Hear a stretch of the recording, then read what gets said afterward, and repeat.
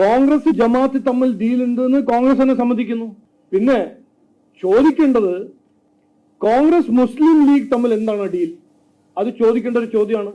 ഞങ്ങൾക്ക് കിട്ടിയ ഇൻഫർമേഷൻ പ്രകാരം കോൺഗ്രസിനെ റിമോട്ട് കൺട്രോൾ ചെയ്യുന്ന ഇന്ത്യൻ യൂണിയൻ മുസ്ലിം ലീഗ് അവരുടെ ആവശ്യം, അവരുടെ ഡിമാൻഡ് എന്ന് പറഞ്ഞാൽ ഇന്നല്ലെങ്കിൽ നാളെ, നാളെ അല്ലെങ്കിൽ മറ്റന്നാളെ ഏതെങ്കിലും കാലത്ത് ഒരു കോൺഗ്രസ് സർക്കാർ ഇവിടെ വന്നാൽ, UDF സർക്കാർ വന്നാൽ മുസ്ലിം ലീഗിന് ഡെപ്യൂട്ടി ചീഫ് മിനിസ്റ്റർ ഉണ്ടാവും. അത് അവരുടെ ഒരു കണ്ടീഷനാണ്. 6 മന്ത്രിമാരായിരിക്കും ഇന്ത്യൻ യൂണിയൻ മുസ്ലിം ലീഗിന്റെ. അത് അവരുടെ കണ്ടീഷനാണ്. അങ്ങനത്തെ ഒരു ഡീല് നടന്നിട്ടുണ്ടോ? അത് തീരുമാനിച്ചിട്ടുണ്ടോ? അത് സമ്മതിച്ചിട്ടുണ്ടോ? ഇതാണ് ചോദിക്കേണ്ടത്. ഇന്ത്യൻ യൂണിയൻ മുസ്ലിം ലീഗും ജമാഅത്തിന്റെ തമ്മിൽ എന്താണ് ഡീൽ? മുസ്ലിം ലീഗ് ജമാഅത്തും SDPI തമ്മിൽ എന്താണ് ഡീൽ? ഡീൽ ഉണ്ടെന്ന് എല്ലാവർക്കും അറിയാം. ആ ഡീൽ എന്താണെന്ന് മുസ്ലിം ലീഗ് പറയട്ടെ, കോൺഗ്രസ് പറയട്ടെ.